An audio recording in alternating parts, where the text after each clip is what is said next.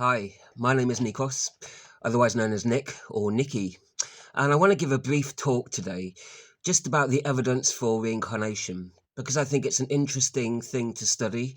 It's understudied, under talked about. It's something that could potentially affect everyone, and it's something that I find fascinating. My own personal story is that I actually only got into it in the last 5 or 6 years, that is, having a belief in it. I was always sort of agnostic before then, or I just never thought about it for the majority of my life. I think for like 25 years, maybe 30 years, it was never something that I was concerned about. I never looked into it, studied it, meditated, or prayed. Never did anything like that. I never seriously considered reincarnation as a theory or concept. Never studied it at all, really. And I suppose I thought it was just too ridiculous, too far fetched, too crazy, and too unbelievable. So, but I came to that conclusion without ever really looking into any evidence for or against it, without studying it, without meditating on it, without debating it, or without discussing it with other people.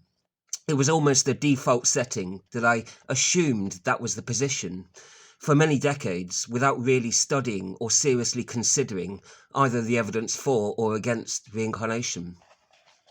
And my own personal story is that I had my own experiences, like feelings of deja vu, where I'd experienced something that I had no memory of, but a feeling and a strong feeling that I'd experienced it before somehow, but with no memory in this lifetime.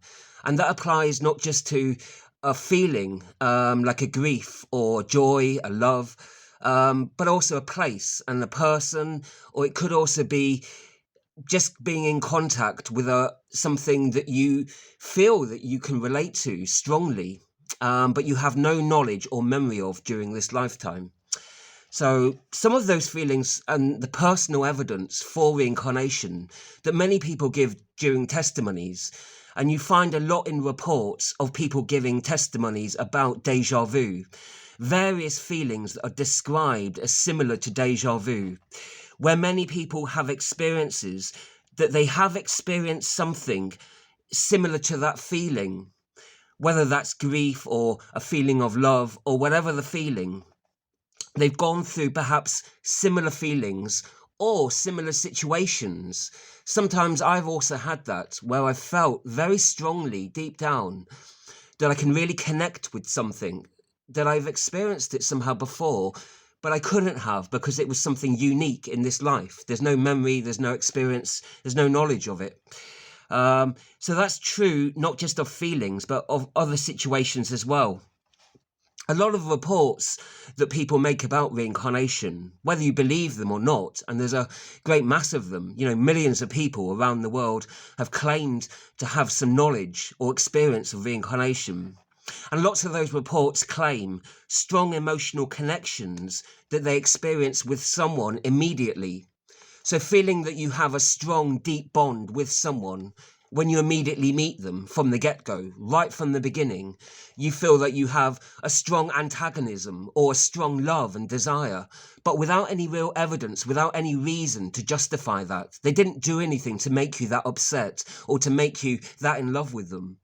So a lot of people have that experience where they talk about love at first sight, for example. However, it could be disputed whether that's a genuine case of deja vu, depending on how you define it. That feeling that you know a person straight away when you first immediately contact them, and of having some sort of really close emotional connection to them. A lot of people do describe feeling in love at first sight, though, but there could be other explanations behind that, perhaps having a lot of interests in common, or just having similar temperaments, perhaps. Many people report emotional connections also to places, and not just people as well, though. To places that they have never been to, have no knowledge or memory of being to during this lifetime. They have no known connection, therefore, to that place that they have a strong immediate connection to within this life. Perhaps sometimes it's to an old building, an old river, a tree. It could be any number of things, perhaps even a mountain, because they've been around a long time, I guess. Sometimes it's to do with a type of animal that people feel that they have a connection to dogs or something, or to cats or mice, and they've never worked with any of those animals before. In other cases, people claim to have a strong connection to a particular profession, to a type of work, even though they've no life experience within that profession of memory. So there's lots of claims about first immediate close contact to either a place, a person, a profession, a feeling, without any actual memory of that during this lifetime. I've experienced strong emotional connections to people, to places, to feelings, and also occasionally, I would say, to some profession, but that's of a limited amount too. And lots of people make those claims within those reports. I would encourage people to listen to those and just to try and gauge whether they seem authentic or not, just to weigh them up and decide whether it seems like it's accurate, whether it seems like the person's trying to be honest. Try and get a sense of what the person's about and how they talk. Another point in favour of reincarnation, or evidence for it potentially, is that we dream regularly about unknown strangers. Also, we can dream regularly about strange places, places that we've never visited and have no knowledge of, no experience of visiting, and may know no one else that has visited there either. So we may have no stories or no visual depiction that we can recollect the dreams from. Yet still we can have recurring dreams of the same strange person or a strange unfamiliar place regularly over many years or perhaps even decades, people report. Well, I've experienced a lot of strangers in my dreams and strange places that I don't recognise within this world, that could exist, perhaps I haven't identified where or who they were. But yes, I can't account for why there are regular strangers and strange places that I will dream about. If our dreams come from our memories during our lifetime, however reassembled they may be. I'll come on to the arguments against these evidence for reincarnation in a moment, though. But there are lots of reports of regular strangers appearing in people's dreams, or dreams regularly of strange places. They could even be dreams of foreign places that really exist within this world, but that someone has no known memory of, or doesn't hear regular stories or see videos of, that they could then have a dream about. So how would we account for those strange dreams, dreaming of strange people or strange places, dreaming of foreign people or foreign places that we could never have encountered before? And then there are the reports that you get also of premonition dreams. I'm sceptical and agnostic about that. Well, I have my strong doubts because the future hasn't happened. So I don't understand how anyone could ever dream about something that never happened, has yet to happen, and therefore can't be known. That I'm not really sure about. Nevertheless, there are lots of different reports, however credible they may or may not be, about premonition dreams. There are just hundreds of thousands, millions perhaps if you go global. There are so many reports of people dreaming about real foreign places also, as well as the premonition dreams. Places they've never heard of and never been to. People claim to have had dreams about future partners, perhaps, before meeting them. Could they supposedly, however, be dreams of actually a past that they didn't actually have a memory of? Could they be remembering a past place or a past person that we have yet to reconnect the memories to? That would make more sense to me than explaining it by saying it's a premonition dream. So if you had a dream about someone you didn't recognise, and then a few months later, for example, you happen to meet them somewhere, well, apart from it being so surreal and strange, and not being sure whether to tell them or not, because it might be really weird, how would you account for having that dream without any memory or knowledge of them, and without knowing anyone that had memory or knowledge either? But reincarnation could provide a potential explanation for that. There could be other potential explanations also. I'm not saying there aren't potentially lots of other things. You could have, for example, met that person and forgotten all about ever meeting them during this lifetime. You could have seen a picture of someone that looked similar to them and that simply reminded you of them, or someone that you knew well that had such similar temperament, styles and ways of looking and acting and moving that it reminded you so similar of them. There could be alternative explanations as well. I'm not saying that that's the only one. Another potential evidence that I recently discovered in favour of reincarnation is this evidence of mid to late stage fetuses in the womb having similar sleep patterns that adults will have as well. That is to say that a fetus will go through the similar dream pattern of having deep sleep with the REM, deep sleep eye movements, and also transitioning between deep sleep and also shallower sleep, where it will, like an adult, gravitate between different levels of sleep. And during the deep sleep, it is making those movements and REM, rapid eye movements. And that's typical of someone who's having a very active, memorable dream. And so you would wonder, how are they having such emotionally charged dreams when they're in the womb? And as a further point, since fetuses are reported as having similar dreams to older adults, that they are experiencing similar deep states and REM sleep dream patterns, then what are they dreaming about is a question. And there may be other answers to that. And another linked part of the evidence too would be that many young mothers, or many mothers of young children, they report that young babies or newborns have intensely emotional dreams immediately after the birth. Well, what are those newborn babies actually dreaming of whilst they're having those intense dreams, whilst they're crying or frightened or laughing during their dreams? If they're fresh newborn babies, why are they having such emotionally charged dreams that many of the mothers of newborn children will often report? And why do fetuses also have such emotional dreams? Why do they go into that deep state of dream, similar to what adults do as well? How can they be having such dreams? Surely if dreams only come from our memories, surely a fetus itself wouldn't have any life experience or memories acquired yet. Are they simply having an auditory dream? That is, like a blind person would have a sound dream. Is it an auditory dream based on the sounds that they hear from within and outside of the womb itself, the vibrations that they maybe are picking up from outside of the womb or from the mother? Is it very much like the dream of a blind person, perhaps? And there is some evidence within that as well.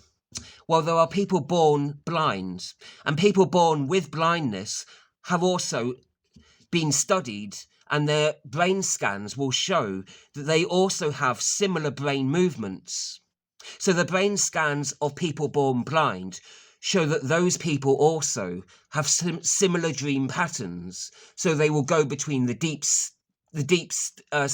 sleep stage with the REM, rapid eye movements, and then go between that and shallow dreams as well. But this would indicate that they do have perhaps visual dreams because they have the same kind of dream patterns from the imaging on the scans that basically people with sight also have. Although the evidence shows that those born blind do have less frequently active dreams and with less intensity as well, rather than people with sight. How can they be having any kind of visual dreams that have similar dream patterns if they have no visual memories to dream about, though?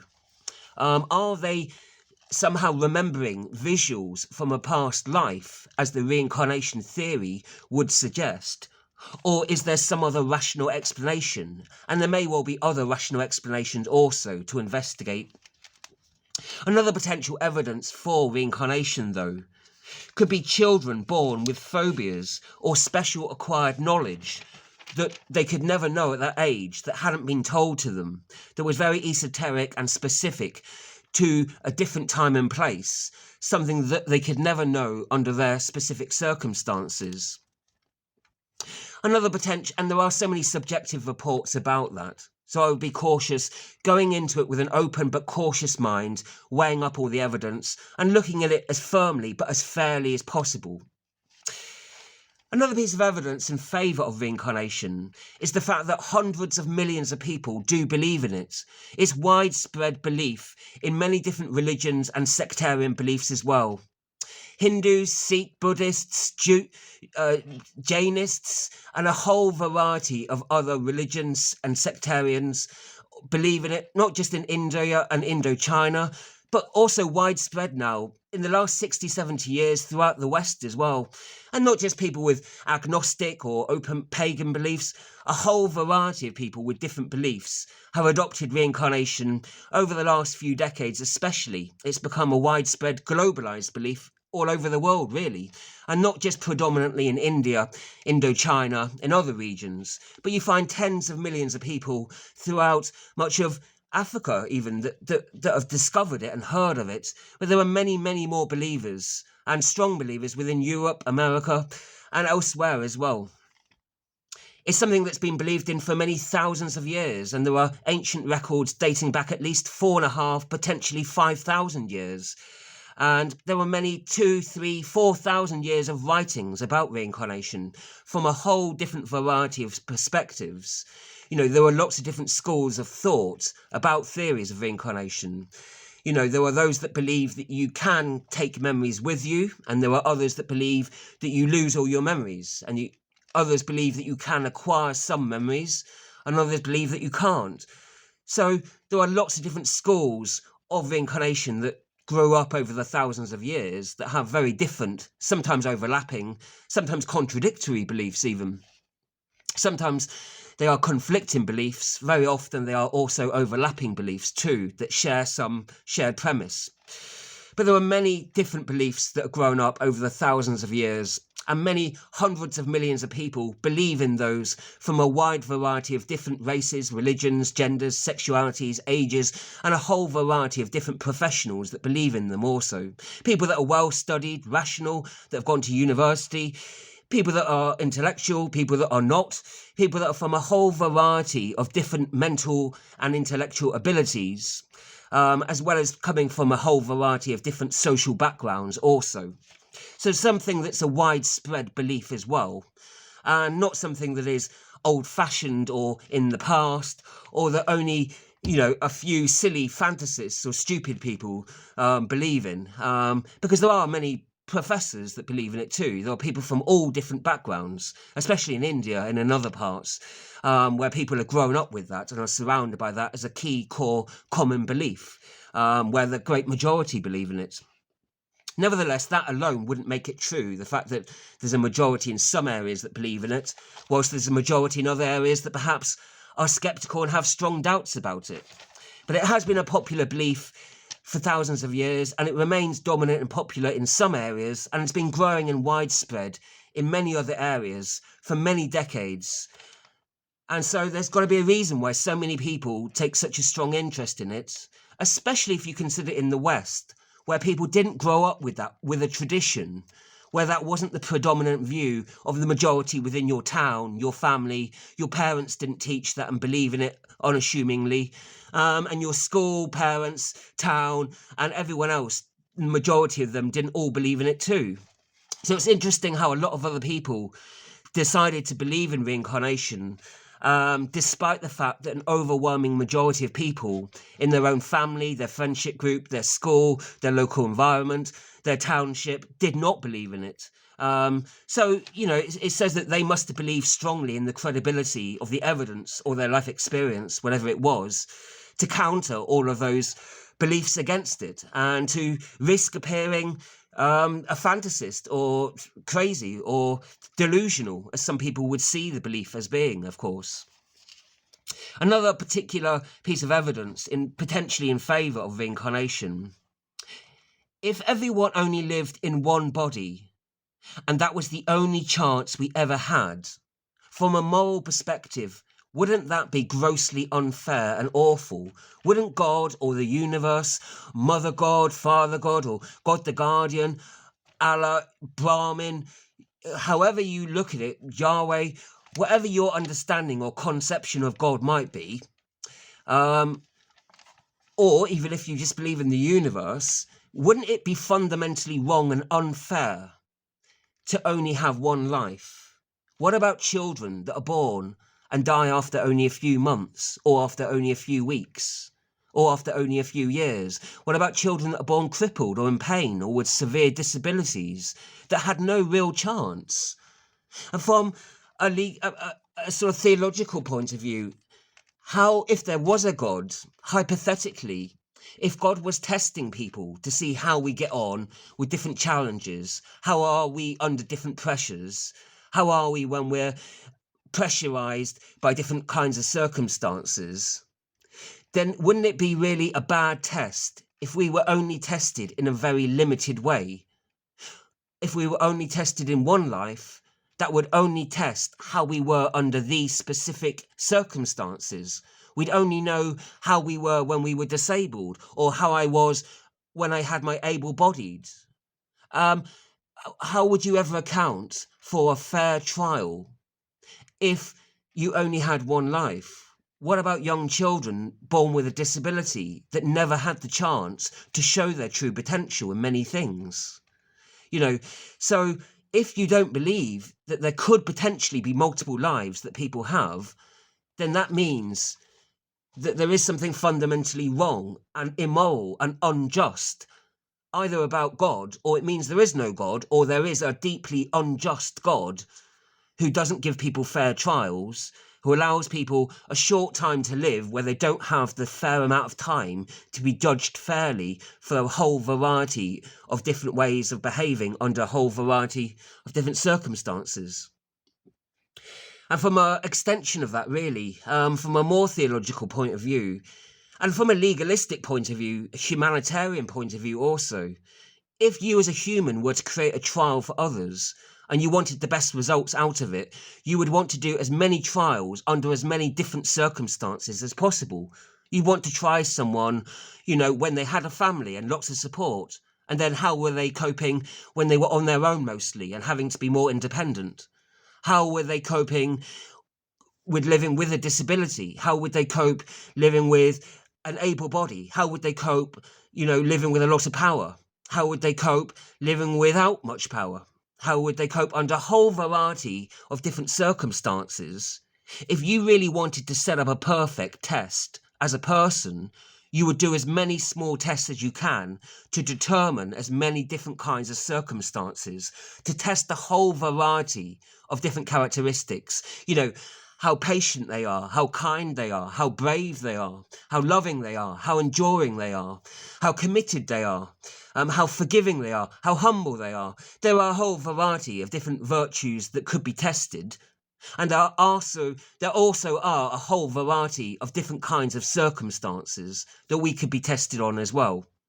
So if you wanted to do a more complete, thorough test, why wouldn't you go for testing someone more and more in a majority of ways? Why would a God who was omniscient ever choose such a limited test anyway, as only allowing somebody one life and allowing many people such a restricted life, where some people only live for a few weeks, a few months, a few years, and some people live for many decades?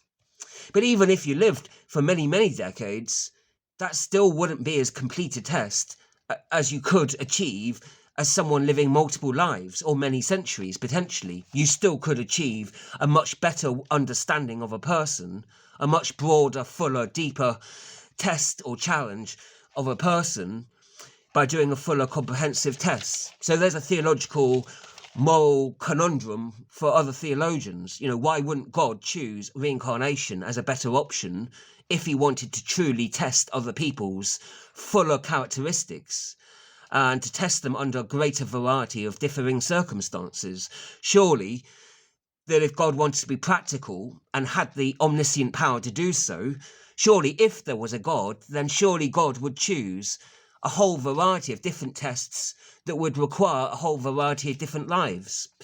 But I don't know, maybe there are other arguments, and those that believe only in one life and one body probably would have their counter arguments, I imagine, against that. But I guess there are many others, especially Abrahamic believers, Muslim Christians and Jews, though it's not limited to them at all. But there are many others also. and they believe often that there's only one life. Nevertheless, reincarnation could be compatible with also belief in God and in many other beliefs that are biblical, Quranic, or Quranic as well, actually. Some parts of reincarnation could be compatible, and other parts maybe are sort of contradictory or could be in conflict with some areas, I suppose.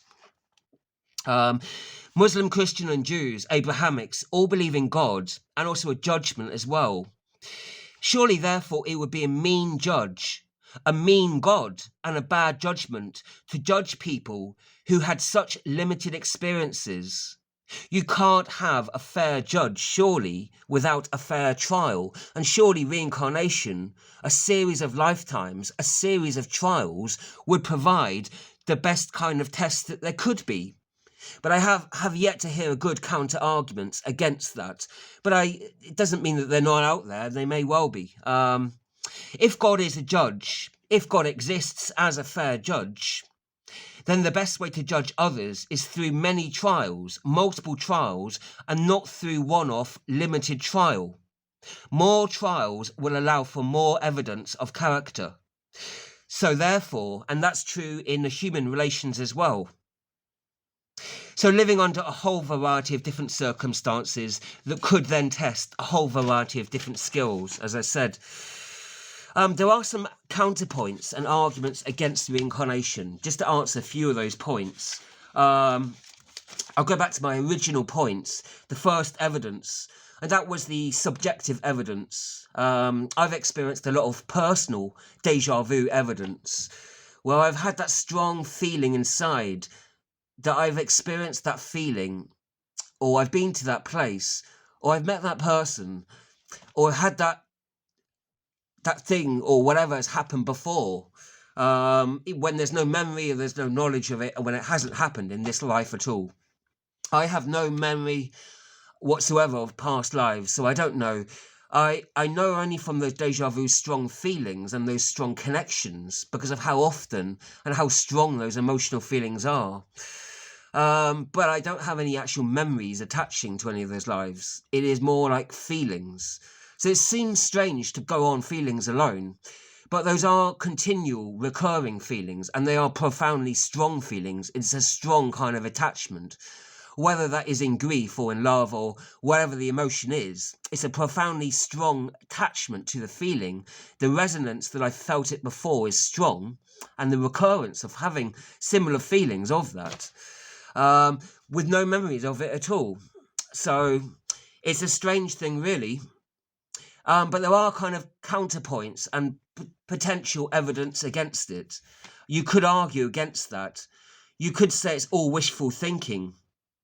You could say that the feelings of déjà vu is perhaps just us reconnecting to feelings that are similar, but that we've forgotten during this lifetime. Because life is so long, especially over many decades, we can accumulate hundreds of thousands of minute small memories. In our archives, we're storing away, hundreds of thousands of mundane memories, and maybe thousands of important memories too. And maybe we can forget some of the smaller things. Maybe we can disassociate with some memories from earlier life in childhood. Maybe if it's traumatic, there are occasions when people disassociate as well.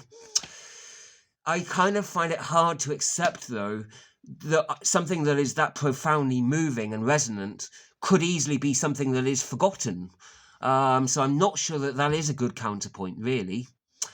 Nevertheless, you could experience something that is similar but different. So you could meet a person that seems the same but is actually a different person, or it could be a different feeling. I suppose there could be other reasons for it, psychological reasons to explain déjà vu. It's an interesting subject that's hotly debated by many people. There's lots of different perspectives on it, I guess. Well, there are a lot of different counterpoints against some of those. I haven't put it in very good order, really. Well, just to go on and finish, actually, I haven't finished the evidence for it, actually. The evidence for reincarnation, I hadn't quite finished really. Reincarnation has been compatible with many other beliefs. It could still be compatible with belief in God. It doesn't have to be. For me, I couldn't believe in supernatural belief or in something that phenomenal without believing there's a conscious being behind it as well, or something that's creating the process. So I believe that God is somehow creating reincarnation. But I know that there's others that believe in aliens or supernatural intelligence or something beyond our explanation behind it all. So other people have other different explanations, whether they are rational explanations or whether they are super rational or supernatural explanations, whether it's God did it or aliens or unexplained technology from the future or multiple other things. You know, people have or say, I don't know what it is that caused it or how it happened, because you don't have to give a reason to explain what's happened in life. You know, things beyond our explanations can still happen without us knowing why or how. The world was created and the universe was. You know, it doesn't mean we know absolutely exactly how it was in every way. It's possible, therefore, to believe in a phenomenon that we cannot scientifically prove beyond all doubt. Science, of course, like all things, has its limitations, however much they're changing. So you can't prove reincarnation, but you can't disprove it either. So it's something that is debated, and there's lots of arguments for and against it, of course. Another argument potentially for it's there are many tribes that also believed in different kinds of reincarnation too. They believed in animal spirits and human spirits that changed form and the transmigration of the soul, moving from one body to another. They believed in it very differently, but there are historical, anthropological records of different cultures, different tribes that had believed in different kinds of reincarnation. We don't know how extensive that was because there's a poverty of evidence, partly due to post-colonialism, and that many tribes as well were illiterate or didn't keep known records or wrote in archaic foreign languages that weren't or haven't been or can't be translated easily. So we know that at least some tribes had some belief in some kinds of reincarnation, although they were quite different potentially than some of the Hindu, Buddhist, Sikh or Jainist beliefs. You know, just because there are lots of beliefs in it doesn't mean there's not a whole spectrum of different kinds of beliefs that sometimes are very contradictory as well as overlapping. So it's ancient not just to India, and it's not just from one area. You know, there were other Native American and African tribes too that also had similar, though different beliefs. Just because lots of people have similar beliefs from different parts of the world, that doesn't make it true, of course. You know, people can have similar delusions and psychological delusions from different parts of the world too. You know, people experience depression from all different parts of the world. People experience trauma and bipolar disorders and manic depression and denial and dissociative identity disorder from all different parts of the world.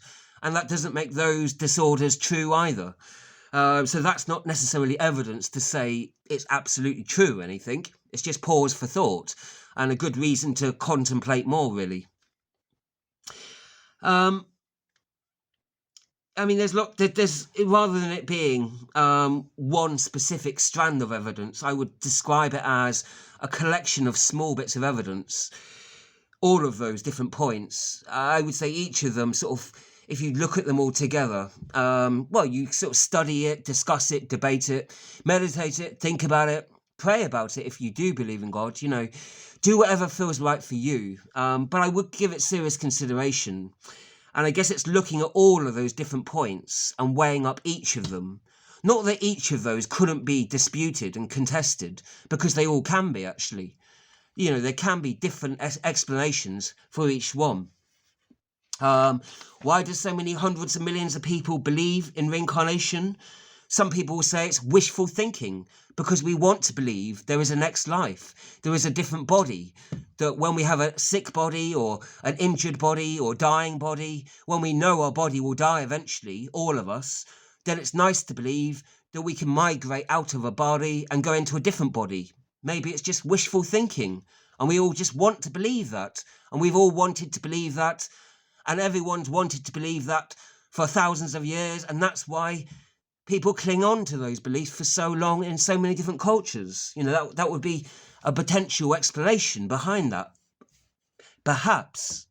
But an argument against that, however, would be, if reincarnation is true and we come back to another body, that means we come back to suffering again. We come back to dying in the body again. Not only do we return to living in a body again, we return to dying in the body, having a diseased body again, loving again, but going through grief again. So is that wishful thinking? Would you really wish to die again in another body? To die again and again and again, to die and die and die and die and die, suffer and suffer and suffer and suffer. Does that sound like wishful thinking? Life is to be born again in a different body isn't all good, is it? So it does depend. You could be born under a whole variety of different circumstances. So it isn't necessarily wishful thinking, depending on what type or what kind of reincarnation you might believe in. So it could be wishful thinking if you only believed, I'll be born in a good, strong, fit, athletic, happy body under good circumstances with loving parents and a healthy, happy mum who eats well and looks after me at a young age. That's wishful thinking, perhaps. But the fact that any of us could be born potentially under different circumstances and into different bodies, whether it could be a deformed body, a body that's functional, a body that's able-bodied, the whole variety of different abilities that a body has and the whole variety of different experiences that we can have within life, to want to experience life again is sort of an unknown, really, to me. I wouldn't call that wishful thinking so much as I don't know how to think about it, really. It's not knowing how to think, because it could be potentially a good thing. It could be a great thing. It could be a terrible thing. It could be an unknown anything in between as well. So the idea of wanting to live again, or that we have to live again, isn't necessarily wishful thinking. I look at it purely, and I think many in reincarnation would look at it as purely a neutral thing. It could potentially be wishful thinking. It could be a very good thing. It could be a very bad thing. It could be a very mixed thing. It could be anything. So it isn't necessarily a wishful thinking. There's a lot of schools of thought on it, of course. Some people will say that it's our karma, and where we're born in the next life isn't totally dependent on what we do in this life. Other people would say there's a lot of other factors involved, like we've got to experience other circumstances as part of some other test or something. And other people would say it's nothing to do with that. And other people would say, we don't know. We've got no idea why we're born into any body, and it's not for us to know. We've got to figure out why it is or something. Some people would give you lots of reasons why you're born into a body in the future. And other people would say, it's karma. And other people would say it's partly that. And other people would deny it has anything to do with that. And there were those, and that school of agnostics, that would say we just simply don't know and have no idea why someone is born into this body or not, and what kind of body they might be born into in the future. That's out of our power, and it's for higher powers to decide. And whether you believe in angels or gods or whatever that super or higher power is, some people would say it's for the supernatural powers beyond our ability and knowledge to decide, and we don't know. But there are a whole variety of schools of thought on that, and not all of them add up to it being a wishful thought, especially when you consider it could be something that's partly karma. You might be born into some circumstances in the future that might have some relationship to how you behave in the present or how you behaved in the past. It might be partly that, and it might be caused by a whole variety of other things, And so it isn't necessarily wishful thinking. That depends on the type and the school of reincarnation that you might accept. And so there's a whole lot of different shades of grey of that. So it isn't necessarily wishful thinking. And another good counterpoint is that actually, if you were going to be wishful thinking, like some people are, surely what you would want is to think, I'm going straight to heaven, or my relative is going to nirvana, they're going straight to paradise. oh, they've passed on and they're going straight to heaven and they've been there since they passed on. Isn't that more wishful thinking? The idea that we can go straight to heaven or paradise or nirvana straight away from this life. That idea that we think we ourselves or our loved ones that we're grieving for, that I think that mum that I lost 3 years ago when she passed on, that I think I wish she'd gone straight to heaven, was with the angels, was happy and full of joy and everything was beautiful and loving and peaceful. And I wish that she was there being rewarded for great virtues and she was living a all happy, wonderful life and everything was lovely, dovely. I wish that was. Absolutely. But I don't know that. And I can't fully accept or believe, or I can't really know that, if I'm honest. To me, the most wishful thinking to think would be to think that we go straight to heaven, paradise or nirvana without having to come back to this earth to deal with some unresolved issues with other people, with the earth. The most wishful thinking, surely, is the idea that we don't have to reincarnate, that we don't have to return to somebody, to some place, to deal with other people, to deal with unresolved conflict, to try and resolve unresolved issues, and to go straight to heaven without trying to resolve any of those issues at all. Surely that's much more wishful thinking, the idea that we can forget about all our sins, be forgiven, be cleansed of everything, be whitewashed, and just somehow get a free pass, go straight to heaven, even though we didn't live an all virtuous life. We think we can go to a perfect place when we didn't live as a perfect person. And none of us did. We all live flawed and infallible. But surely the most wishful thinking is thinking that we could go to a perfect place when none of us even lived perfectly.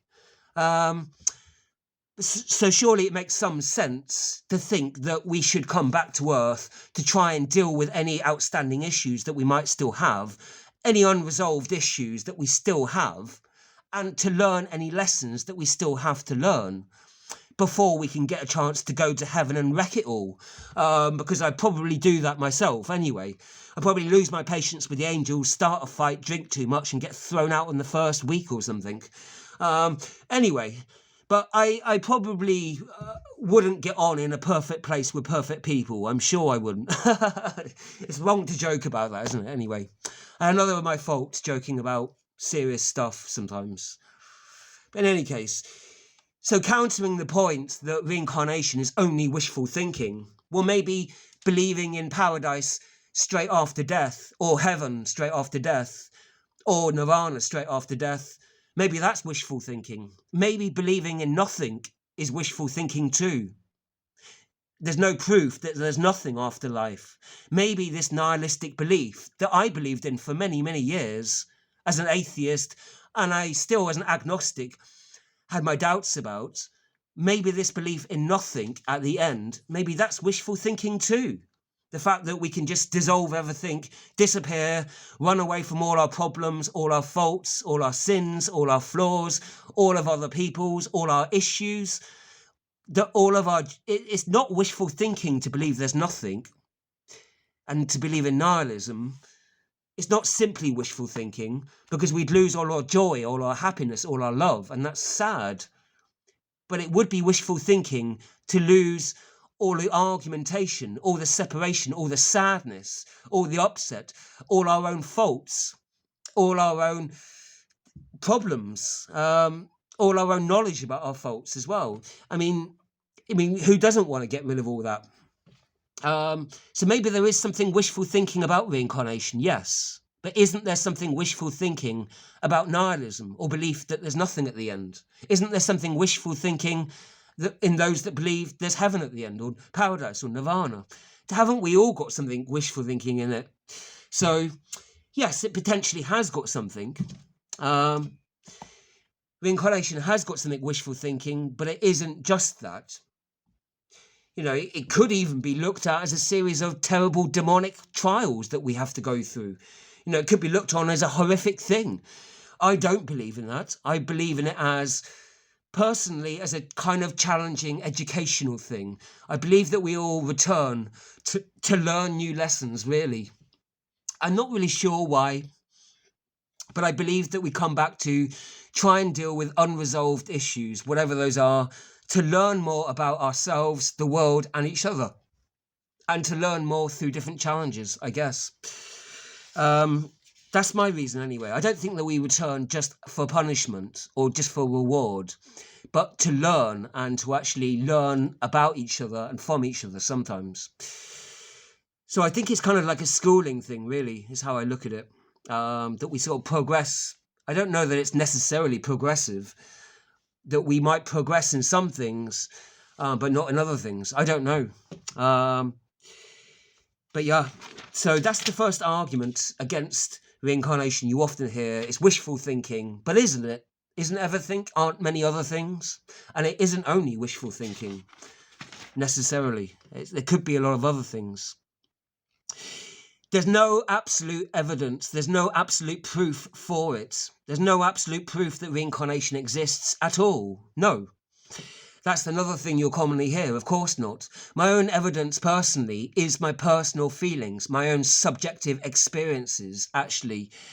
And I'd have to spend a lot of time telling someone to that. And it would come down to whether they believe me or not. My own personal testimony. And so actually, a lot of those testimonies are personal, subjective stories themselves. But no, there's no absolute proof for it. But then there's no absolute proof in many things. There's no absolute proof, there's nothing at the end, nor that there's God. Nor that there's heaven, nor that there's nothing. You know, there's no evidence for any of those things either. But absence of evidence doesn't necessarily mean evidence of absence either. And there could be good reasons not to have an evidence either.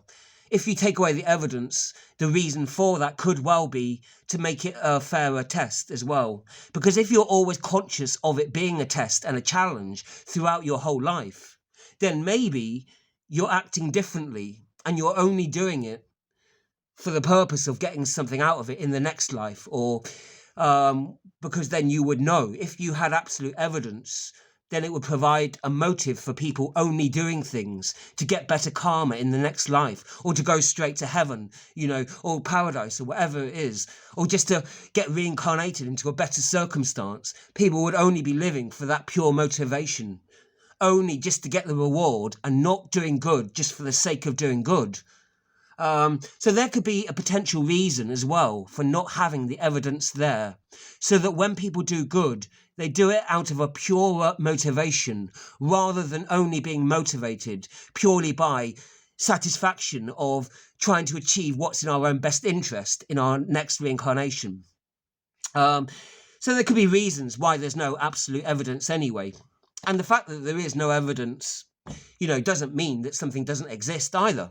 You know, there could be no evidence that we exist ourselves. There's no evidence that millions of people existed over the millenniums, but they must have done.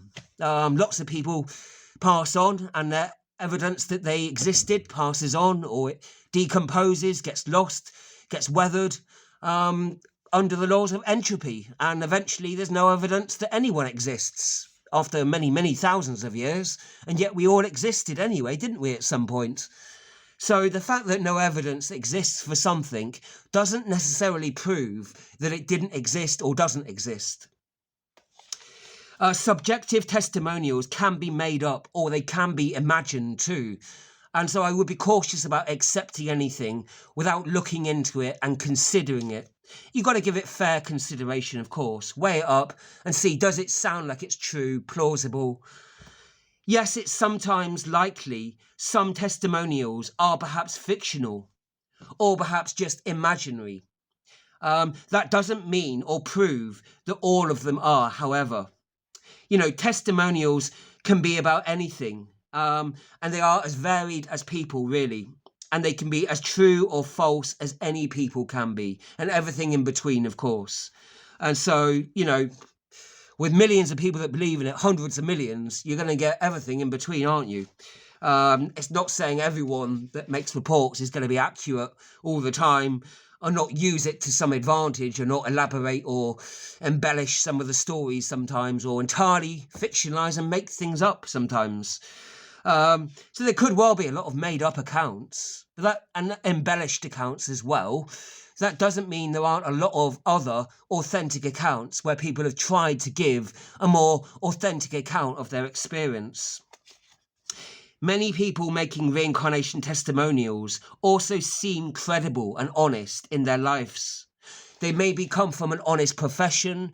They can be accredited. They might be known to you personally as a trusted friend or family or colleague. You know, someone that seems genuinely authentic and trustworthy in other things. And they seem like they're reliable in other things they talk about. And if they are, and you trust them in other things, then why would they lie and fictionalize about that if they're presenting it as a serious thing that's true? So I guess the fact that many of the testimonials from people are from people that they considered fair and trustworthy. You know, I witnessed some myself that I thought seemed accurate, and others that I had skeptical doubts, and I don't know about a lot of them really, but even about some friends. But I felt some of them were honest and true. Others I felt I wasn't sure and I don't know about really. And who knows? Such psychic phenomenon could be delusional thinking, however. And that's a widespread point that lots of people make in the debates, of course. It could well be that people aren't necessarily making it up, but they are having delusions, or they are mistakenly presenting either dreams, whether they're daydreams or some hallucination or just a pure imagination, but presenting it as a real experience. And perhaps it's some kind of delusion or something that they're experiencing, some mental disorder. Well, some reports could well be delusional. It's possible. Some of them could be.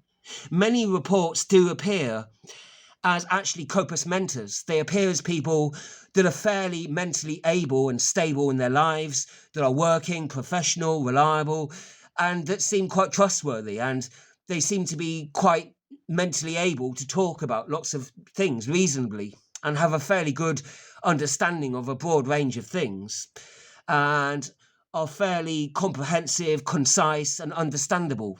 So it doesn't necessarily make sense to say so many of those accounts could be delusional. Many reports seem to be quite rational, or from people that are quite capable of having rational discussions. Even many reports come from people that are professionals, people that work in science as scientists, and people generally that are skeptical to other things and are well used to using critical thinking within a whole variety of other disciplines too. Why would they suddenly be delusional in their other reports about deja vu, or when they've experienced some kind of dream, or when they've experienced some other kind of deja vu phenomenon? Why would they suddenly then be so contorted or distorted in their projections and their beliefs?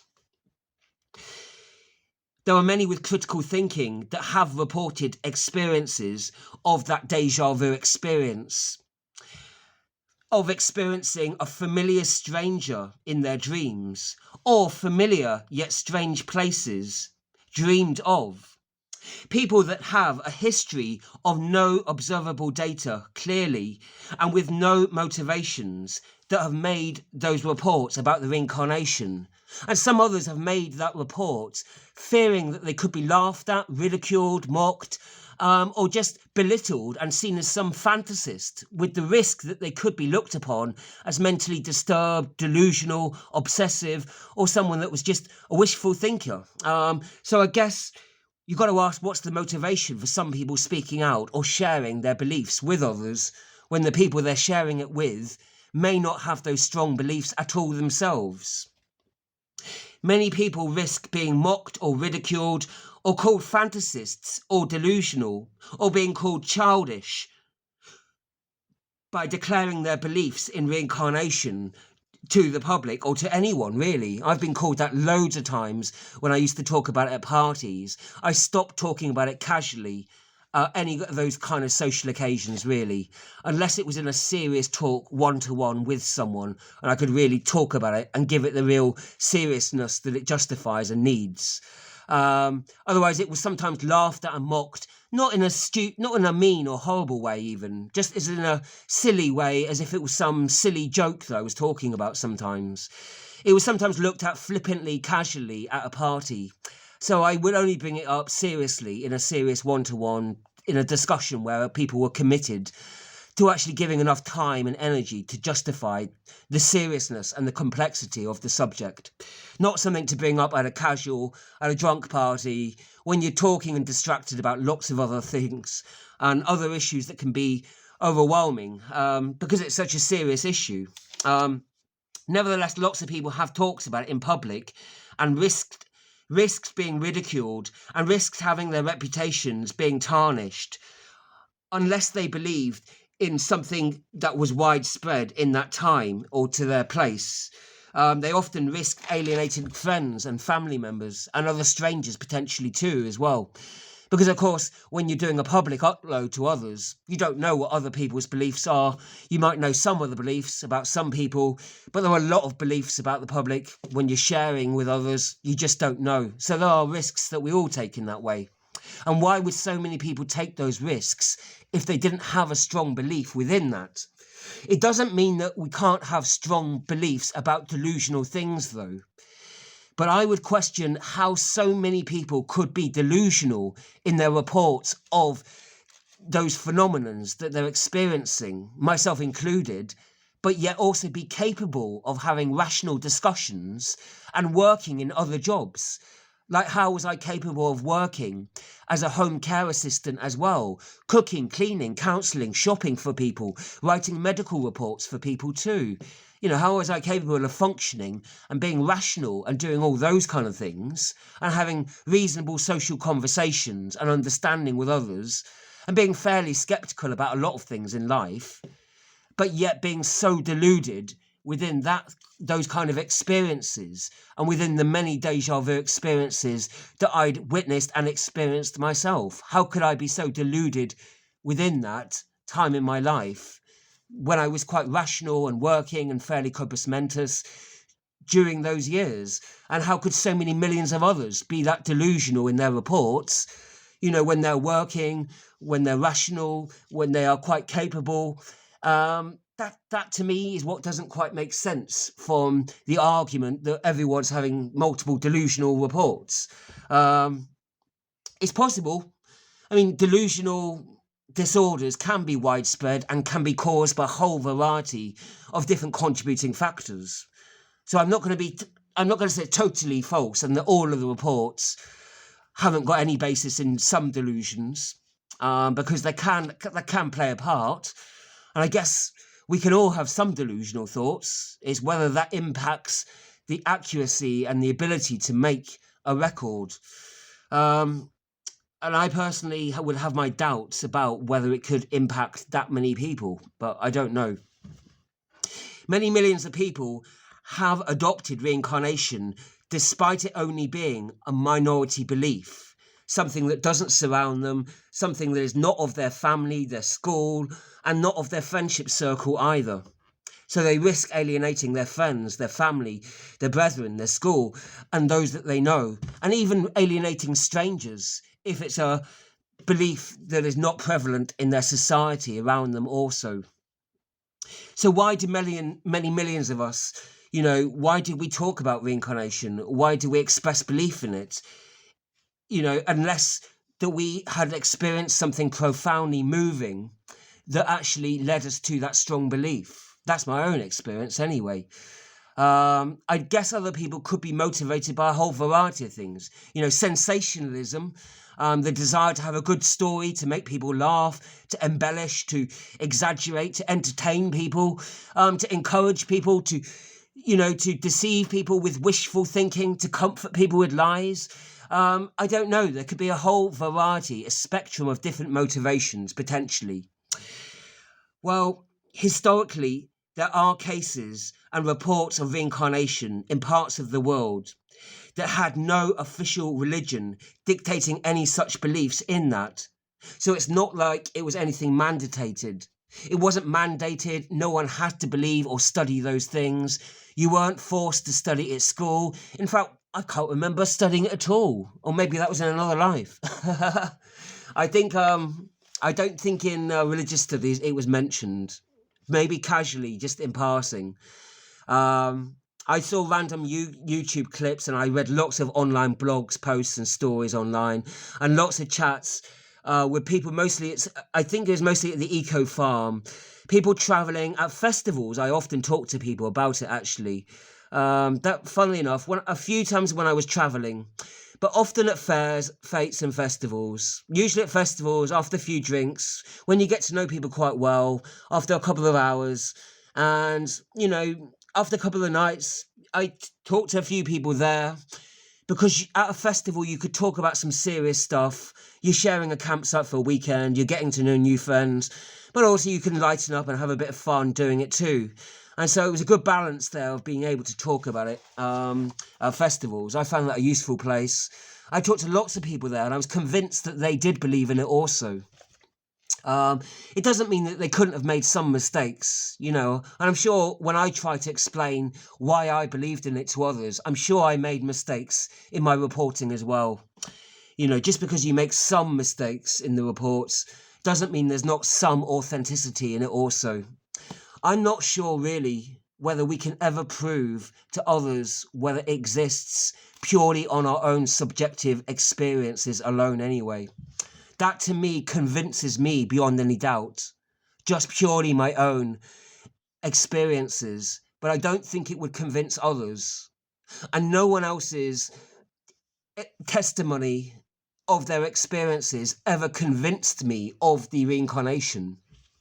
I suppose it added to the other evidence and my own personal experience, which is really the evidence that led me to it in the first place, really. My own deja vu feelings that I had experienced that same strong emotional feeling before somehow, what with no known memory of it. It is those feelings, those phenomenons that I'd experienced, as well as also the dreams as well. That's what first led me to the belief in it. But there's other supporting evidence, including the other subjective testimonials. Some of those, at least, I found some of those plausible. So many people, do seem authentic. A lot of the reports, it was quite hard to know without knowing the people, actually, if I'm honest. A lot of the reincarnation stories I'll hear, they sound fantastic and unbelievable. I have no idea, no knowledge. Actually, a lot of those stories, people talk about memories of their past life. And I never have any memories whatsoever. I can say hand on heart, as God's my witness, on my salvation of my soul, I don't have any memories of any past lives. I only have this strong connection that I have felt these feelings before, or on a few occasions that I had been to some places, that I had had some connection to some people, not to everyone, only to a few people, and that certainly to a lot of the feelings that I'd experienced, never experienced before in this lifetime, but that I had some serendipity or deja vu, and that also I had these recurring dreams of familiar places that I have no memory of being to. And it is those feelings, the strength of those feelings recurring for some years, as well as the subjective testimonials of others, and then there's the other evidence, and I think it's minor evidence, but the evidence that fetuses will also have, rapid dreams. They will go into a deep dream. The patterns of their dream are the same as adults that dream too. Adults that are having visual dreams as well as auditory dreams. That's not to say there aren't other explanations of what those fetuses are really dreaming of. Other explanations could be they're having auditory dreams like blind people will have, or people born with blindness, potentially. Although it's very hard to know. It would be impossible for them to ever describe what those dreams actually are, or what the actual consistency of them is. Could deja vu and strange dreams be explained by simply forgetting about our past experiences within this lifetime? Because life can be a very long time, and the memories that accumulate can be just so many. We've got massive databases full of memories. We are walking libraries. We have got hundreds of thousands of memories. So in terms of smaller things, That makes sense to me. I'm not going to remember all the small day-to-day things. Like, what did I do in 1987 when I was shocked and terrified by nearly getting knocked down by a bus or stepping out into a road or something and screamed at by a mother? That was totally made up. But if I experienced something similar to that, I may not actually remember an incident very similar when I was age 7 in childhood and I didn't have an ability in the hippocampus to store memories that accurately. So there is some reason to doubt and to think maybe some of those memories that we're connecting to could be ones that we haven't been able to retrieve from early childhood that are unremembered. It could be that some of the deja vu that we're connecting to strongly emotionally could be childhood experiences from a time before we were able to store or to locate memories adequately. Or it could be that some of us just find it harder to retrieve sometimes memories from early childhood that could be potentially similar to something that we experience in later life in terms of its emotional effect on our body and on our mind. So there's one explanation behind that. I'm not sure whether you could be experiencing so many profound emotional experiences during your childhood and forget about all of them. That seems a bit, and for that to be happening to vast numbers of people, I'm not sure that that could be the only explanation personally, but I do accept that it's possible as an explanation for many of the things, or to some of them anyway, because we don't have total recall of our earlier childhood experiences that can be emotionally traumatic. You know, when we're terrified, or when we're in love, or when we are in rapture, in joy with the world, in wonderment about the world, or when we're just, you know, in ecstasy and laughing and in hilarity.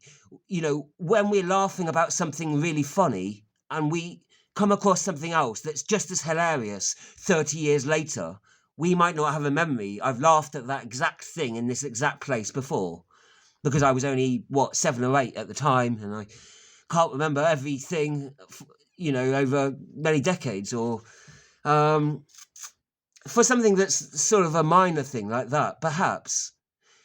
But it doesn't necessarily explain if it's something that's a major kind of emotional struggle that you're connecting to. Like, for example, a grief that you're experiencing. You know, like, I'm grieving for losing someone in such a profound, deep way. And I am connecting to that from, like, I've gone through it before, but there's no memory of grieving. I haven't lost anyone in that profound way before. Surely you would know if you were grieving for someone as a child. You wouldn't be able to grieve as a child either. And that's the other argument either. In actual fact, that is the other argument, that basically there are things we experience as an adult that we have never experienced as a child in any case. Like grief, for example. So if I was to get deja vu, like I'm going through this grief and I'm feeling a deja vu about it, for example, but I didn't go through any grief as a child, I couldn't have done, because I couldn't have loved people that much. Because it takes an adult to really work for people, study for people, to suffer for people. It's over many years you get to really know someone and love someone to be able to grieve for them. You have to know someone really well in order to grieve for them. So it's only as an adult we can really profoundly grieve in that way. So other kind of similar emotional deep experiences that only an adult can really connect to. Something like having sex as well. If I experience a deja vu about something like having sex, that can't be from an early childhood encounter. I certainly hope not. There's no kind of memory or evidence of that happening. So how do we explain when you're having that strong deja vu for an emotional experience in this life, but something that you could never have experienced in your childhood, something that doesn't typically happen to children? So, you know, there are sometimes things that can't be just explained away by saying, oh, you're connecting to a forgotten childhood memory because you didn't have the capacity to store and retrieve memories from an earlier age. What if we weren't doing those things that we're connecting to at that earlier age? How would we be connecting to that thing? What is that thing we're connecting to, though? There could be other explanations. Maybe we are just imagining it and it's delusional or something. I personally think no, and I think more than think, I know that there's something real in it. I couldn't give anyone the evidence to prove beyond doubt, and I don't think anyone can really. My conclusion is that the most of the evidence comes from your own experience and your own personal experiences, really. That's what mine comes from, and everyone else that I've spoken to comes from too. And I think other people's testimonial experience can add, and the other scientific evidence can add and support to it, but it's not a firm basis for evidence on it alone. So that's my conclusions anyway. Most people can retrieve memories from their childhood. How could we be having such sensational feelings and resonating strongly about those feelings as some do? How could they all be so profoundly forgotten? Surely if something's that profound that you're connecting to, then surely you're not going to forget it at all. And we do have the ability to remember things right back to the age of 3. I remember traumatizing, really upsetting, sad stuff that happened right back to when I was age 5, 6, 7. I don't remember everything accurately in total detail, but I remember the most important things, the lovely things, and also some of the awful things. And I remember those. I'm not saying I remember absolutely everything, though, from earlier childhood. So it's possible that some people have profound sensations that are forgotten from early childhood that they could be connecting to. But there could be other explanations, The majority are reporting such déjà vu doesn't have severe memory problems. So most people that are reporting phenomenon like déjà vu, they don't have any dementia, they don't have serious memory problems. Some people do, but the majority of people don't. They are adults, they are 20s, 30s, 40s, 50s, they are working professionals, they are able to remember a reasonable amount of things, an average amount of things that we all are. They can retrieve an average amount of childhood memories like we all can. And so why would they alone be having problems accessing or retrieving these memories? And if they're not, then what are these memories, or what are these things they're connecting to? Why do they have such profound feelings of connection when these emotions are stirred up, that they haven't felt before? But maybe there isn't an answer to that, and it's just a question. And if anything, really, this discussion is really to ask more questions than to give any answers. And I guess that's how I end up, really, often with more questions. And actually, some of the questions that I found during my own study only really led me to more questions, really. Like, what are fetuses really dreaming about? Are they really having profound emotional dreams? Or is that just a dream of the world outside it, vibrated and felt through the mother itself? So there would be the alternative explanation behind that, I guess. But, and in actual fact, both explanations are fascinating and interesting anyway. And I don't know the absolute answer. It could even be a combination of both factors influencing it somehow. Could the déjà vu not just be strange dreams that we are connecting to early childhood? Maybe it's just purely imaginative, strange dreams. Maybe it is true in some cases of déjà vu. But then, it's not going to be true in all of the cases. Because a young child can't be experiencing intense grief on the same level that an adult will. Older children certainly do. They do when they've cared for their animal, even when they've cared for parents for a long time as well. Certainly, children do experience grief, but it's a different kind of grief that adults will experience. So, I should make that clear, actually. Children, of course, experience grief, but it's a different kind of grief, I suppose. So if you experience a connection to a deeper, profound kind of grief, then that's different from your childhood griefs. and it can't easily be explained as a deja vu phenomenon by those suppressed childhood memories. All deja vu could be imaginary, and those that believe in it, those that believe it's a true connection, are merely delusional. Yet the majority making claims are from a whole variety of different backgrounds, and many of those are quite capable and have no real history of having delusional beliefs besides. I think I made that a number of points, really. I've made a lot of my points out of order, really, but I was in a bit of a muddle when I was making the notes for it, but that is kind of typical of me, really. There are some other points just to add and reflect on some of the evidence that I mentioned briefly, though. People that have instant deep connections, they could just be very similar, of similar temperaments to each other.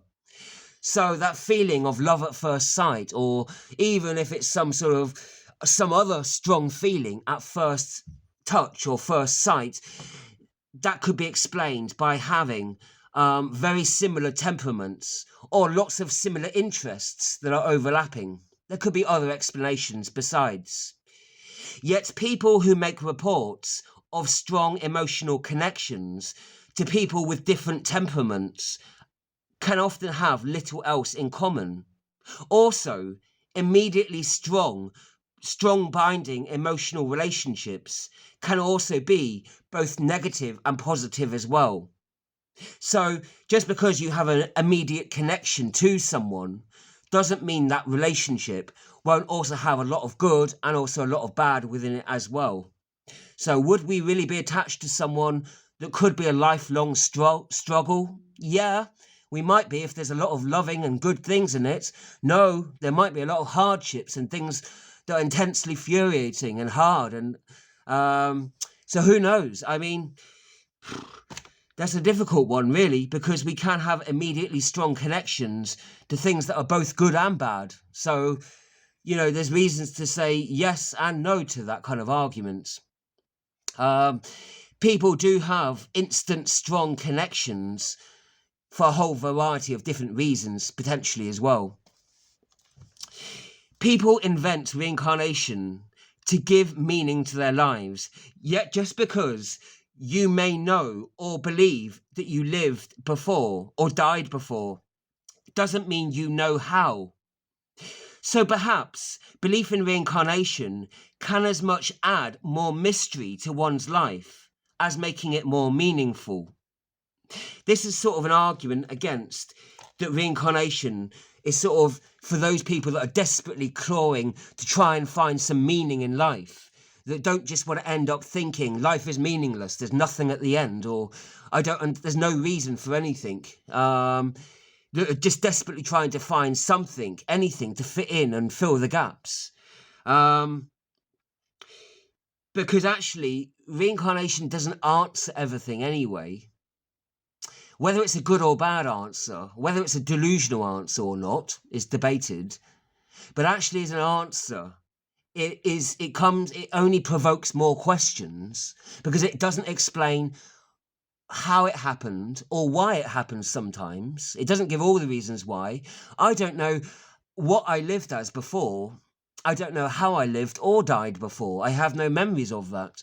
And in many ways in my life, it's given me more mysteries, not less.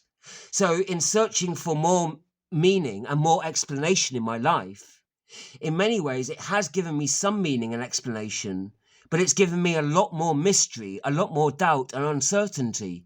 Like, even though I think I could be reborn, I could be reincarnated into another body in a different circumstance in this life, but I've got no idea when, where, how, who, why.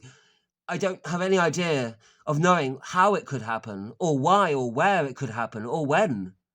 So it doesn't really, to me, answer any great mystery. It just leads to many more mysteries. And even with the past life, even though I know I lived before a couple of times, and I know something about the circumstance, but I don't know anything about what I did or was done to me. I don't have any memories of what I did. So actually it's led to many more mysteries in my life. Yes, it's given me some meaning, but it's given me so much more mystery and doubt. So I wouldn't say that it's given me the explanation that suddenly, oh, now I know what life's about. In fact, quite the opposite is true for me. I feel much more than ever. Now I definitely don't know anything at all about what life's about. I don't know whether there'll be nothing at the end, whether I'll somehow miraculously go to heaven and be forgiven, whether I'll go to some other body, be reincarnated in different circumstances. I have no idea where, how, when, why I'll go where. I don't know. So it hasn't really led to me knowing greatly and answering the deeply profound questions and my search for meaning really goes on. I don't really know. I know there's a potential I could be reincarnated, and I know that I was reincarnated in the past. I don't know how, and I perhaps can guess at many of the reasons why, and I don't totally know why. A lot of that's a mystery as well. I do know that I was reincarnated. I don't know what happened, though. So in many ways for me, and I'm not saying that that's everyone's experiences, because lots of people have a whole variety of different experiences. There are lots of people that report experiencing memories of their past lives, and I accept that that may well be. I'm not saying they're wrong. I'm not saying they're right. I'm saying I don't know. It may well be that lots of other people were reincarnated with their memories, and that's what some people would claim, or that other people somehow acquired their memories at some point later on. I never have. I only acquired knowledge about having been reincarnated, but not about what I actually did or what happened to me. So there we are. In many ways, so this idea that we want to believe in reincarnation because it gives us more meaning to our lives. It gives us some rational explanation for some things. It does in some things, yes, but it absolutely does not in many things. It doesn't explain how it could happen, or all of the why it happens, or where and when it will happen the next time. I don't even know where and when it happened the last times, really. I don't know so much about it all, really. So there's a lot of things, and there's a lot more things I don't know about it, really. Many other more things I don't know than the things I do know. And so it's kind of invited more mystery and not knowing into my life. My life has become more mysterious than meaningful. I suppose it's become a bit of both. It's become more meaningful, but more mysterious too, somehow. Maybe I'll get to the end and find it was a serial delusion after all these years. And I should be locked up in a psychiatric ward with all the other ones. It's possible. Who knows? You know, I don't say that I possibly do have some degree of delusion, but I think that I am reasonably corpus mentis in up to a point. I don't say that I'm totally sane in all things, but I'm fairly rational up to a point in many things, reasonably enough that I could give a reliable testimony. If I witnessed an incident down the road, I could say who did what to whom and what they looked like and what happened. You know, I could give a brief summary of what happened and sum it up, and so I think I'm, fairly reliable and giving a plausible explanation. I'd like to think anyway. I'd like to think I'm not that delusional. Perhaps a little in some things, but perhaps we all can be, and we all can be mistaken, certainly. So, there's that argument. People just invent the reincarnation just to make life more meaningful. I guess there's the counter accusation. Maybe we've invented it all, or maybe we're imagining it all just to make life more mysterious and make it more interesting for ourselves, so that it's less bleak and it's just like, oh, we get to the end and nothing happens, the end. Because that would be kind of like a weird but dull ending, right?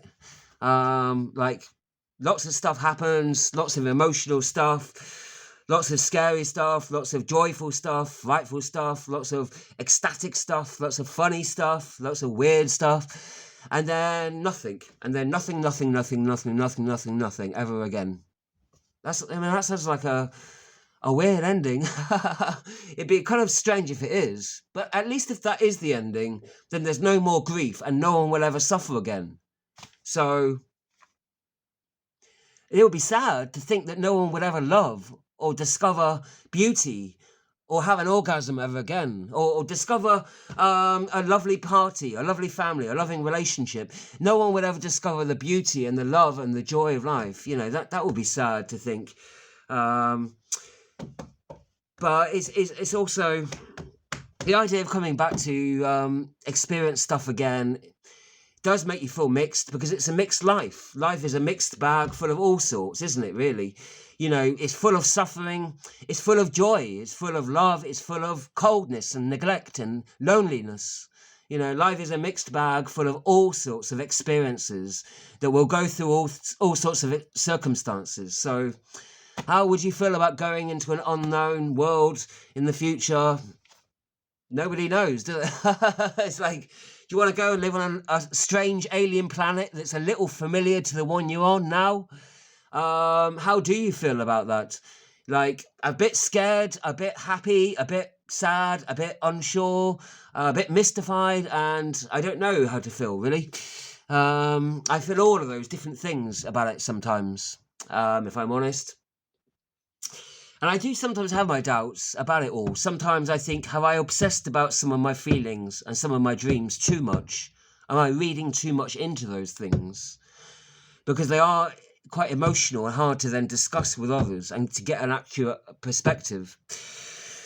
But it's hard to sort of know whether you are obsessively thinking over something too much, or whether it is actually something that is worthwhile and valid and relevant and meaningful to your life. And meaningful potentially to others, you know, and it's something that if it was necessary, I would absolutely discuss it with others if it was relevant to do so. You know, I would try and discuss anything sensitive with other people, because actually it is actually a very sensitive issue, and I find the idea of life and death is very sensitive in a way. People's deaths, like births, like lives, are sensitive. There are funny sides of it that are silly and stupid and funny sometimes, and we should all laugh about those things. But there are serious and sad things about life and birth and death too.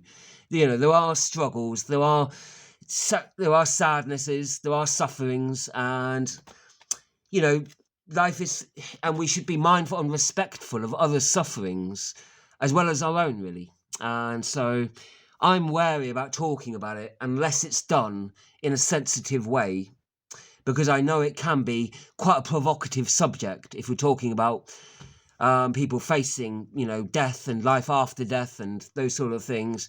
Is something to talk to anyone about with sensitivity, really. Not always, you know, there are some things when you're chatting with someone, you've got to know, haven't you? If it's somebody else's grief, then I want to talk about it sensitively. I don't want to joke about someone's relative that just passed on and say, I don't believe that they necessarily went to heaven or paradise. They might eventually go there, and I hope and pray they do. But they may well have come back to Earth, and they'd be waiting for you in a different part and a different place of Earth. I don't know.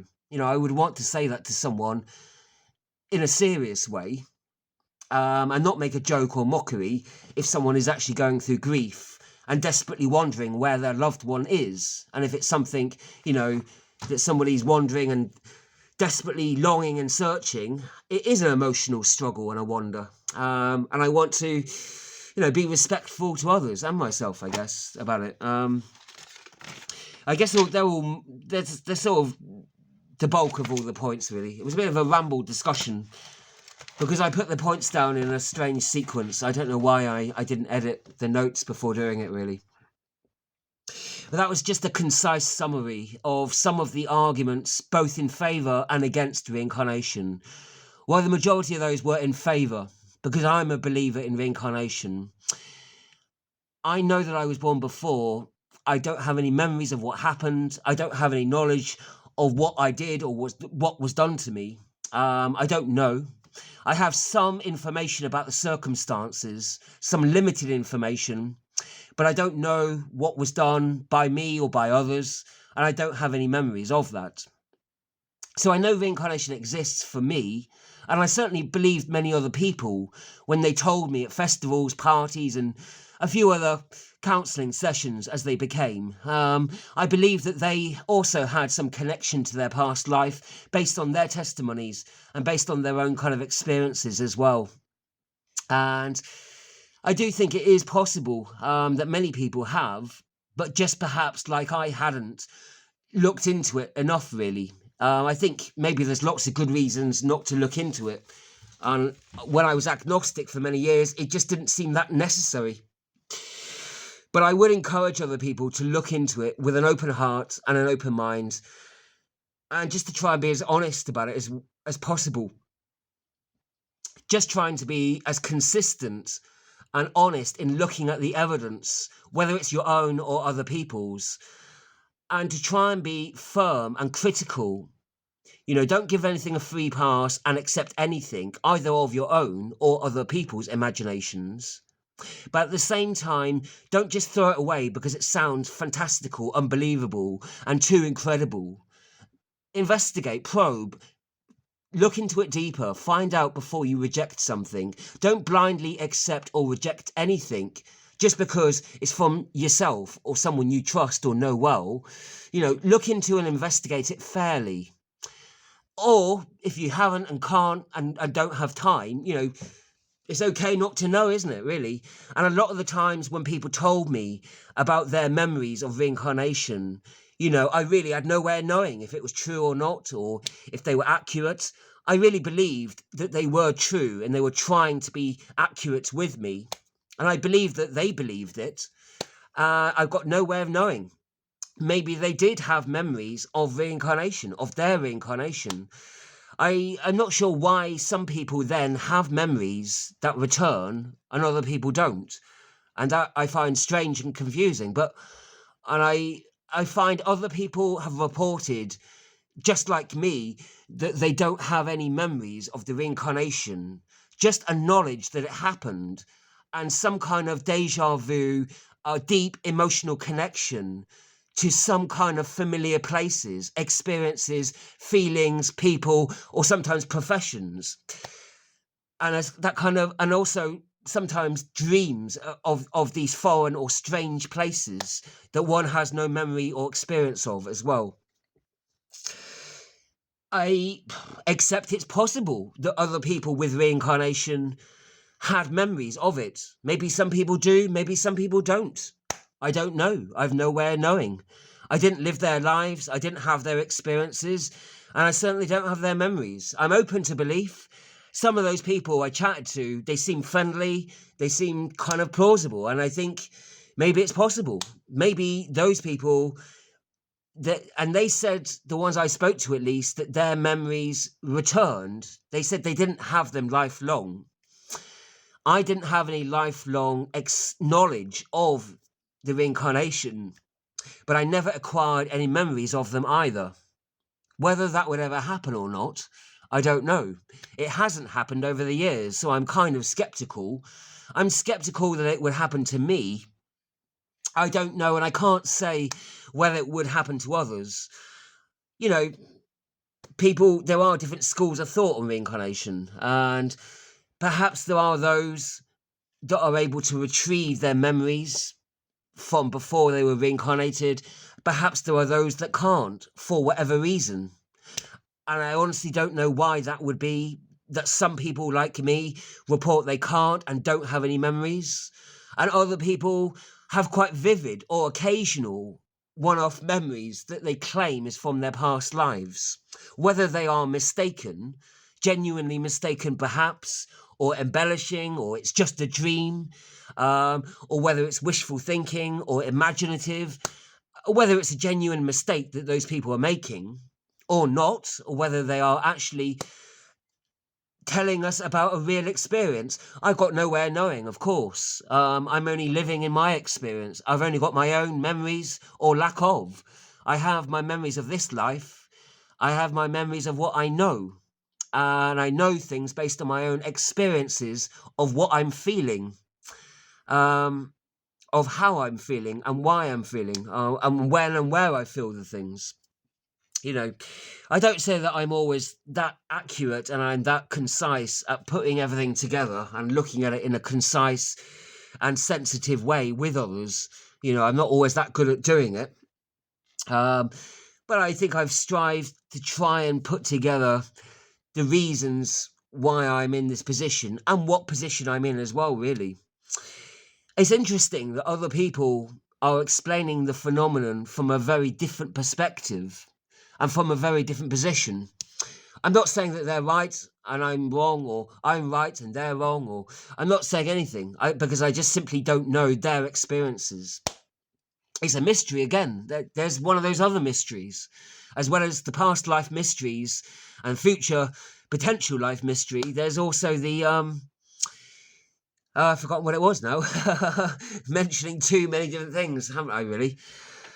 There's also the mystery of why some people, like me, claim there's no reincarnated memories. There's no memories of past lives. Whilst other people that claim they have knowledge of their reincarnation too, why they claim to have some returned memories of their past lives. Why do some people have returned memories of past lives and some people don't? Why? I mean, there's another of those mysteries. Found it. But I don't know. Is it to do with the circumstances, the support groups they have, their mental and physical abilities, whether they're brave enough to talk about it, how able they are to study, whether they have studied it long enough in depth, whether they are capable of studying it, what their mental and emotional abilities are, or is it how committed and that they've been to the study? I guess an outsider would say that we should all be mentally committed to an asylum, and that even those with or without memories of past lives are all equally delusional. I would say they're wrong. I would say the critics of reincarnation probably are looking at it from the outside, and they're only going on the limited, disputable scientific evidence that can be disputed.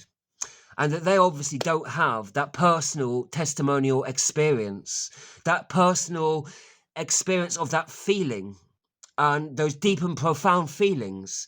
Sometimes when you describe and talk about deja vu phenomenon as just simply a feeling, it makes it sound like it's just a silly casual thing, like, oh, touched you as a feeling, and whereas a feeling can be a deep, profound, sensational thing.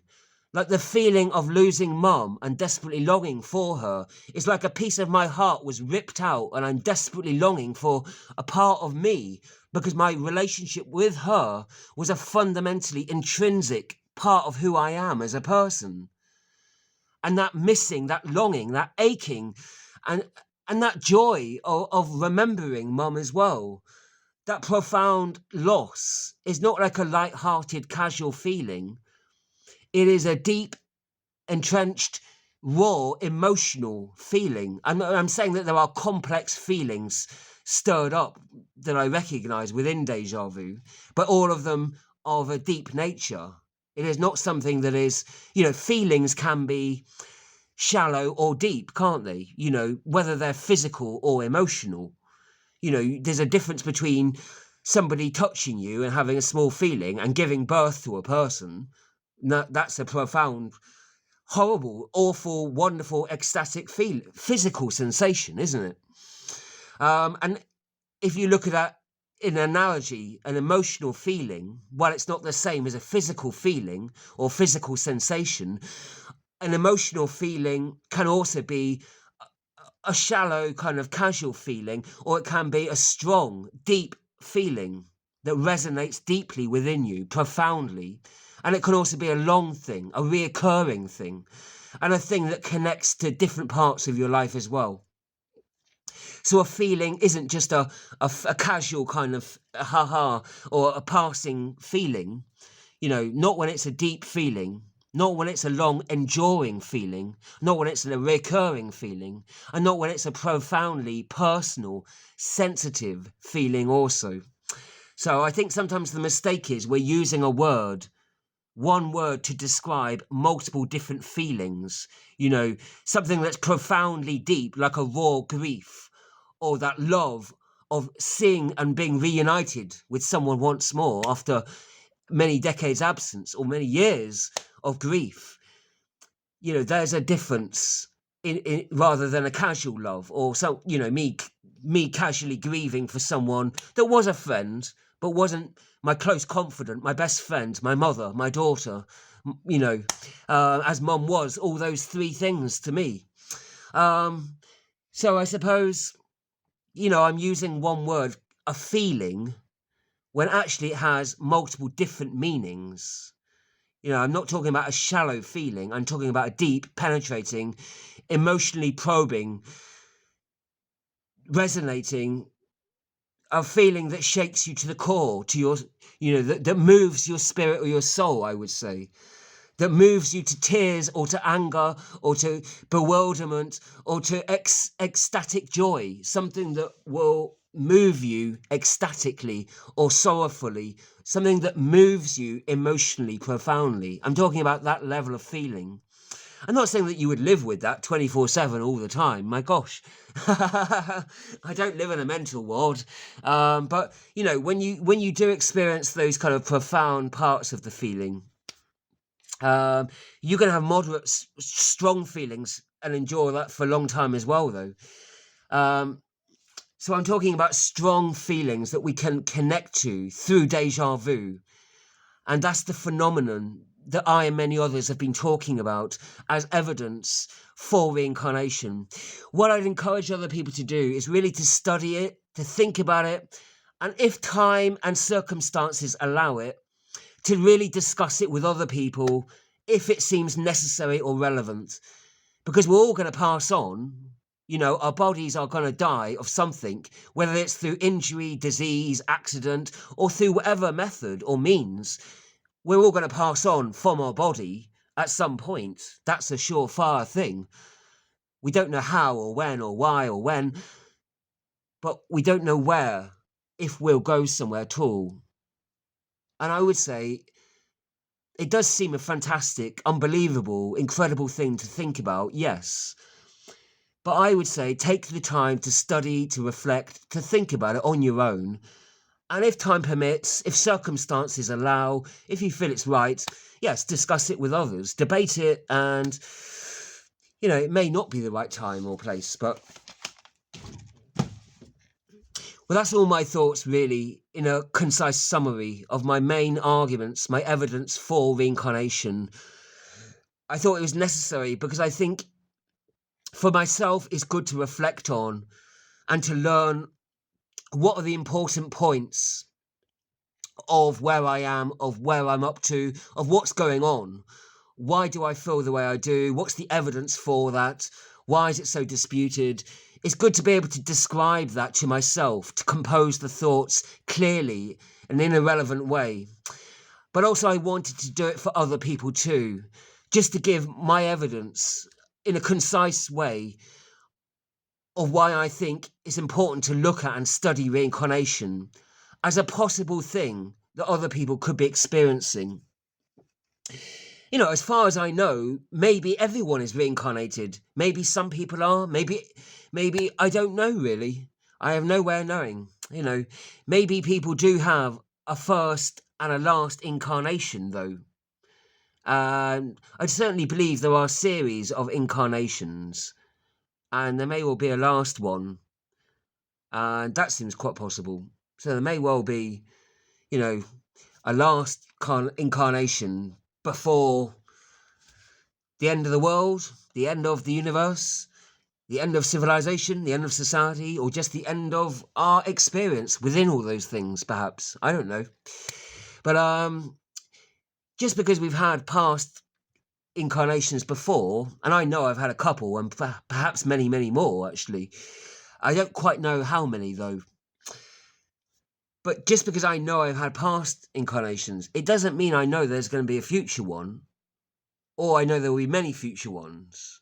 It doesn't mean that this couldn't be the last one, or the penultimate one, or the anti-penultimate, So, with reincarnation, there could well be, there has to be a first carnation, and there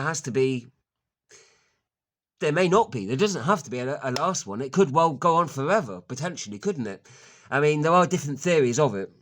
Different schools of thought, and some people do think that you continue reincarnating forevermore. and that you'll always keep reincarnating into ever different bodies. Some people think we go on from animal bodies into human bodies and into other alien bodies. Other people believe humans incarnate only into humans, animals incarnate into animals, aliens incarnate into other animals, into other aliens. So there's lots of different schools of thought.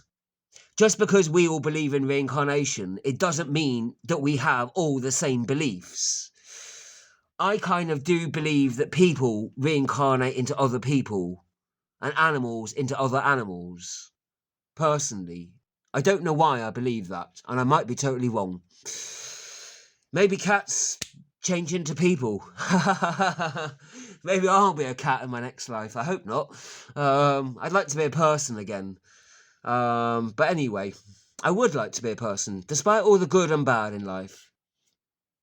I think I would choose to return as a person. I don't know what kind of person. Maybe I shouldn't get the choice.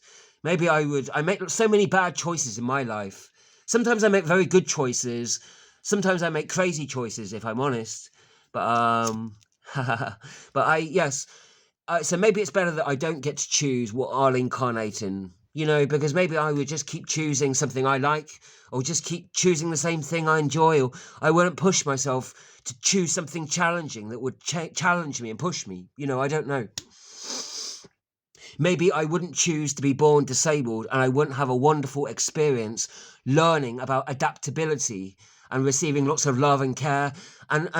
Maybe I wouldn't have chosen to be born with a brain that doesn't fully function, or with learning differences. But then maybe I wouldn't learn a lot of the different things that I did if I didn't have that experience as well. So I don't know. Maybe it's good that I don't get to choose anything. Probably, knowing some of the bad choices I can sometimes make. I sometimes make good choices. Depends. If I was going to get to decide whether I was going to be a man or a woman, or what kind of race, I'd love to get those decisions. But I would want to do so when I'm not drunk, and when I'm not angry, and when I'm not going through grief, and when I'm really focused on it. That would be interesting if you could choose what race or what sexuality or what gender you were born into. And I think with regards to the gender thing especially, there is another part of the evidence that I hadn't considered about that as well, actually. I considered it, but then I forgot to write it down. In any case, maybe the fact that some people have this gender dysmorphia, or they have these feelings and desires, that they have a strong attachment to the opposite gender, maybe that could be because they were in a woman's body in a past life, or maybe it's that they desire to be in a woman's body in their next life, so that could be a reassuring thing. But again, as evidence for reincarnation, it could be viewed from different perspectives. It isn't really evidence only for that. There could be genetic factors that cause people to have those transgender beliefs. People could associate with the opposite gender or an androgynous gender either, not because they lived an androgynous or an effeminate past life, or that they desire a future one. There could be other biological causes for that, or there could be other societal causes. It could be a cause of their family circumstances. Genetic causes play a huge factor as well, of course, as many would say. But there is the transgender angle on it too, the potential evidence there. Do people connect to other genders, to feeling like they are another gender, because they've had experiences as that other gender in a past life? Or is it something they're desiring strongly for a next incarnation, that they want to be in a different gender in the next body? I don't know. It's not an issue that I've discussed at length with anyone. There's a lot of embarrassment around transgenderism anyway, as well as around reincarnation. So there's kind of, in some situations, there's stigma attached to both. Sometimes there's neither, depends on where you are. But putting them both together, it's quite rare that hybrid conversation ever really comes up in conversation. So I've never heard anyone really discussing the transgender evidence as potentially being for reincarnation. I don't know, and I'm not sure about that. I myself have a strong connection to being androgynous. I feel like I connect to being a sort of spiritual being more than the body. But I have always connected to being a man and identified as man predominantly, having a man's body. But I don't know, maybe I have connected to having some sort of women experiences somehow. I don't know. But I feel a connection to being androgynous. If I'm honest, I don't know. I don't know my feelings on that, and I'm not sure. I haven't properly or really explored what my feelings are on that enough, if I'm honest. So I don't really know. People's transgender attachments and androgynous attachments, as I have, they could be seen as evidence for reincarnation too, having a strong attachment to a past effeminate experience, of a past androgynous experience perhaps. Or there could well be a great many other rational explanations, biological, cultural and personal explanations also. Well, I'm going to finish there because I rambled on far too long. There were a lot of points to get through as well. I have tried to put a concise, relevant account of all the necessary points, the ones I could think of, and I'm glad I remembered the transgender evidence as well. Androgynous evidence, in my case, because I don't associate as being transgender, but being androgynous, and that is to say, a gender fluid, or mixed sex, I suppose you might say. Not that kind of sex. A mixed gender, I meant to say. I say the wrong things sometimes. I associate with being a sort of gender fluid. Even though I'm strongly affected by having lived in a man's body, of course. But anyway, that's all the evidence that I can think. I've tried to just give the reasons for and try to weigh up some arguments for and against that. I haven't done it in a scientific, rigorous, or deep, meaningful way. And I didn't mean to either. It's merely to encourage other people to go off, do that do that yourself. I don't expect me to.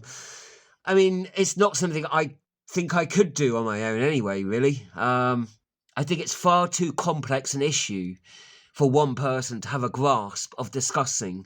And I think it's something that does warrant a really lengthy discussion between many people. I think the way to learn a lot is to study. Read lots of reports, blogs, tweets, Twitters, posts. Read lots of novels, journals, letters, articles, as much as you can. Try and hear as many different people's personal testimonials and be as fair as you can to listening to other people with an open heart and an open mind. Try and be fair to other people. Don't blindly accept or reject anything just because it seems too far-fetched or just because it seems too crazy sometimes. Look into it. And that's the only way I got to where I am, really. Because sometimes unbelievable things happen, or things that it's hard to believe happen, really. And, incredible, mind-boggling, mind-blowing things happen. The universe is mind-blowing anyway. To me, the fact that Earth exists anyway. The fact the sun and moon are sort of revolving and dancing around, and great balls of fire move at great speeds round the earth and through the universe, and huge dust balls of moon move tremendous tidal waves of oceans, and there's a fantastic array of aliens and animals, exotic species that exist. All those things are pretty strange, unbelievable, crazy things anyway. You've only got to watch an underwater video of some underwater aquatic life to think, wow, it is an incredible, unbelievable, strange world. You'd never believe it if you didn't personally see the evidence yourself.